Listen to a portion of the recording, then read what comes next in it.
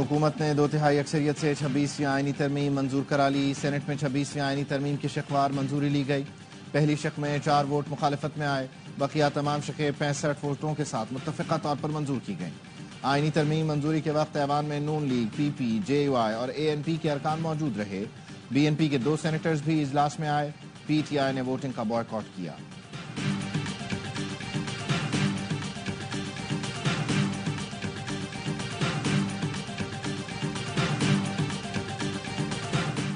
Parliament में मौलाना आ गए। फजलुर रहमान ने कहा पार्लियामेंट में तरमीम मंजूर कराने आए हैं।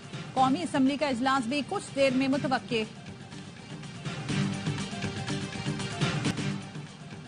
मौलाना फजलुर रहमान से PTI वफ्द की मुलाकात। PTI वफ्द में बैरिस्टर गौहर, उमर अयूब, असद कैसर शामिल थे।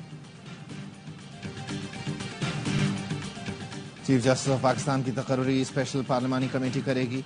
आर्टिकल 175A में तरमीम के तहत सीनियर तरीन के बजाय 3 सीनियर जजों में से किसी एक का इंतखाब होगा। चीफ जस्टिस तकर्रुर कमेटी में 8 MNAs और 4 सेनेटर शामिल होंगे।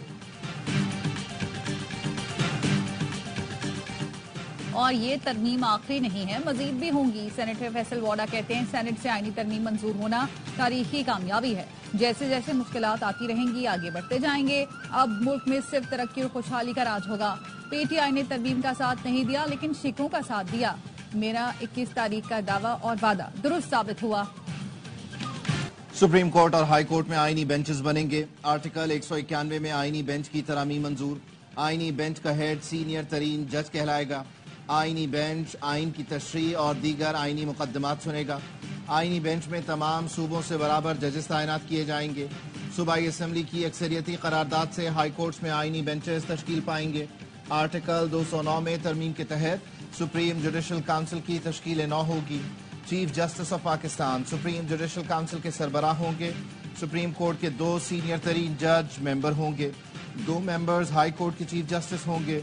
आर्टिकल 177 में तरमीम से दोहरी शहरियत वाला शख्स सुप्रीम कोर्ट का जज नहीं बन सकता।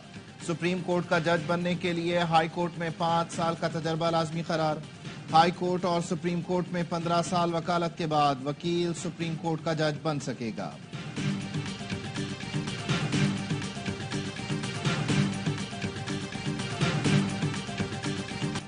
ये आइन साजी जुर्म है, जल्द नताइज सामने आएंगे, इसको वापस लेना पड़ेगा, ये सब देखेंगे। PTI सेनेटर अली जफर का इजहार ख्याल। मौलाना ने जो आखिरी ड्राफ्ट हमें दिया बतौर सियासी जमात हम उस पर आगे बढ़ना चाह रहे थे लेकिन बानी से मुशावरत का मौका न मिला।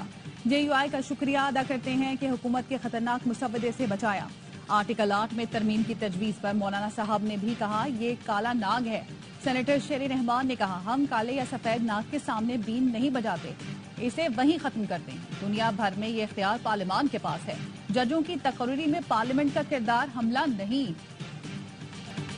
हुकूमती मुसव्वदा मंजूर होता तो इंतहाई खतरनाक सांप साबित होता। JUI ने जहरीले सांप के दांत तोड़ कर निकाल दिए। दांत टूटने के बाद सांप जैसे फड़कता है, कुछ लोग ऐसे फड़क रहे हैं। मौलाना अताउर रहमान का इजहार ख्याल। कहा JUI हिमायत और वोट करेगी। गुजारिश होगी जो कमी रह गई उसे भी दूर किया जाए। एमल वली खान ने कहा फख्र है साकिब निसार, गुलजार और खोसा जैसे जजों के तकर्रुर का रास्ता रोक दिया गया। जजों का तकर्रुर हुकूमत का ही इख्तियार है, मुल्क उसी ने चलाना है। PTI वाले आगे बढ़ें, कब तक बानी का इंतजार करेंगे, वो जेल में कैद हैं। जो बिल पेश हो रहा है उसमें 26 में से 4 निकात निकाल लिए गए। फौजी सरकारी जाती तनसीबात पर कोई भी हमला करता है उसके खिलाफ सख्त कार्रवाई होनी चाहिए। JUI के मुतालबे पर आर्टिकल 38 में तरमीम शामिल। 2028 तक मुल्क को सूद फ्री किया जाएगा। शरई अदालत के जजों से मुतालिक भी JUI की तजवीज मान ली गई। आर्टिकल 203C तब्दीली होगी। लफ्ज हाई कोर्ट के साथ वफाकी शरई अदालत भी लिखा जाएगा। PTI सेनेटर अली जफर का आर्टिकल 199 में तरमीम पर खदशात का इजहार। तरमीम के बाद हाई कोर्ट अपने दायरा इख्तियार से तजावुज नहीं कर सकेगी। हाई कोर्ट इस तरमीम के बाद आज खुद नोटिस नहीं ले सकेगी। अदलिया इस्तदा के अलावा कोई फैसला या हिदायत नहीं दे सकती। हुकूमत का आइन के आर्टिकल 48 में तरमीम का फैसला। वजीर आजम काबीना की सदर को भेजी गई एडवाइस किसी फोरम, अदलिया या ट्राइब्यूनल में चैलेंज नहीं हो सकेगी। PTI ने आईनी तरामीम में साथ न दिया। मौलाना फजलुर रहमान ने कहा किसी पार्टी पर जबर नहीं कर सकते। پی ٹی آئی نے آئینی ترامیم میں ساتھ نہ دیا. مولانا فضل الرحمان نے کہا کسی پارٹی پر جبر نہیں کر سکتے. آئینی ترامیم میں مجموعی طور پر کالے سام کا زہر نکال دیا.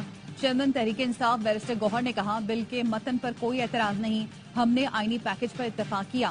چیف جسٹس کی تعیناتی کے لیے پینل سینیورٹی اور کارکردگی دیکھ کر فیصلہ کرے. جس طریقے سے آئینی ترامیم کی جا رہی ہیں اس پر شدید تحفظات ہیں. آج تاریخی دن ہے. سیاسی اتفاق رائے سے آئین سازی ہو رہی ہے. Chairman Peoples Party Bilawal Bhutto parliament house آمد پر میڈیا سے مخاطب ہوئے. کہا جے یو آئی نے آئینی ترامیم کے مسودے پر بہت محنت کی ہے. مولانا فضل الرحمان کا شکر گزار ہوں.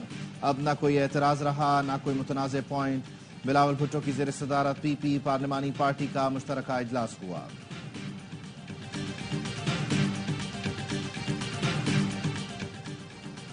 وفاقی کابینہ نے 26ویں آئینی ترمیم کے مسودے کی منظوری دی. وزیر اعظم شہباز شریف نے کہا کابینہ نے آئینی ترمیم کا مسودہ منظور کر کے ملک کے وسیع مفاد میں فیصلہ کیا. وزیر اعظم نے بلاول بھٹو, نائب وزیر اعظم اسحاق ڈار, وزیر قانون اعظم وزیر طارڑ, وزیر داخلہ محسن نقوی کی کوششوں کو سراہا. صدر آصف زرداری سے وزیر اعظم شہباز شریف نے اہم ملاقات بھی کی. پی ٹی آئی میں فارورڈ بلاک بننے جا رہا ہے. فیصل واوڈا کا دعویٰ. کہا فارورڈ بلاک کو زیرک سیاستدان لیڈ کریں گے. یہ سب پلان کا حصہ تھا. پی ٹی آئی کے بھگوڑے بوائیکاٹ کر کے پھر سے بھاگ گئے. یہ سارا سیٹ تھا. اگر یہ اپوزیشن تھی تو ترامیم کے خلاف ووٹ دیتے. فیصل واوڈا نے کہا آج ہم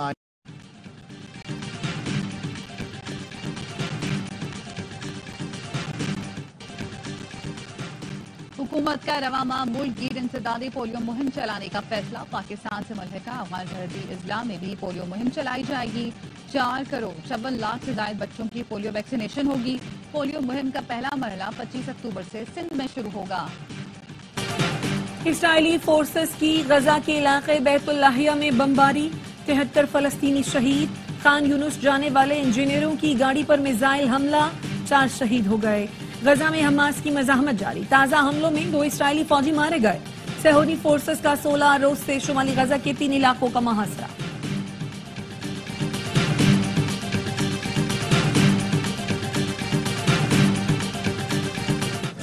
اسرائیلی طیاروں کی لبنان کے دارالحکومت پر بمباری. بیروت دھماکوں سے گونج اٹھا. امریکی وزیر دفاع لائیڈ آسٹن کا کہنا ہے اسرائیل بیروت پر حملوں سے گریز کرے. سرحد پر حزب اللہ سے جھڑپ میں ایک اسرائیلی فوجی مارا گیا, 10 زخمی.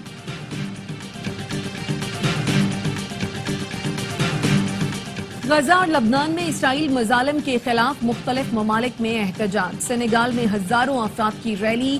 تل ابیب میں مظاہرہ. شرکا نے کہا یرغمالیوں کی واپسی کے لیے حکومت کچھ نہیں کر رہی. مظاہرین کا غزہ میں فوری جنگ بندی کا مطالبہ.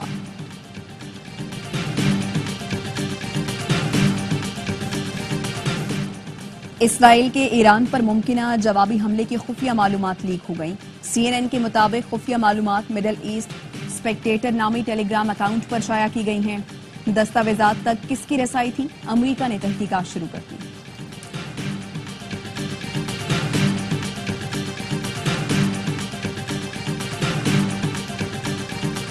نیوزی لینڈ نے 36 سال بعد بھارتی سرزمین پر ٹیسٹ میچ جیت لیا.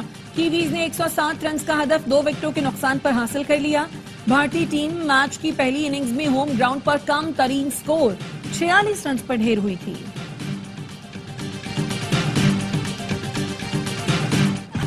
ویمنز T20 ورلڈ کپ کی نئی چیمپئن ٹیم کا فیصلہ آج ہوگا. جنوبی افریقہ اور نیوزی لینڈ کی ٹیمیں مد مقابل آئیں گی. میگا ایونٹ کا فائنل دیکھیے اے اسپورٹس پر براہ راست.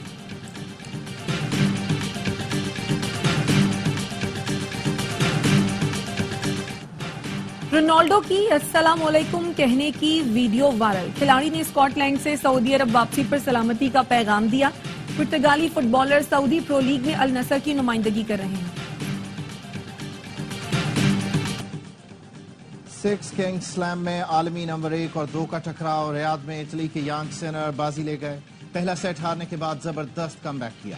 ہسپانوی حریف کارلوس الکاراز کو سنسنی خیز مقابلے میں 2-1 سے شکست دے کر ٹرافی اپنے نام کی. آرٹس کونسل کراچی میں ورلڈ کلچر فیسٹیول جاری. آج پاکستانی تھیٹر پلے گڑیا کا گھر پیش کیا جائے گا. گزشتہ روز میوزک کانسرٹ میں جنوبی کوریا، اٹلی، بنگلہ دیش اور پاکستان کے فنکاروں نے پرفارم کیا. اور پیرس میں بین الاقوامی فوڈ میلہ، پاکستانی سٹال توجہ کا مرکز بن گیا۔ پاکستانی سفیر عاصم افتخار کی شرکت، میلے میں چاول، پولٹری، سی فوڈ اور مشروبات کی نمائش کی گئی۔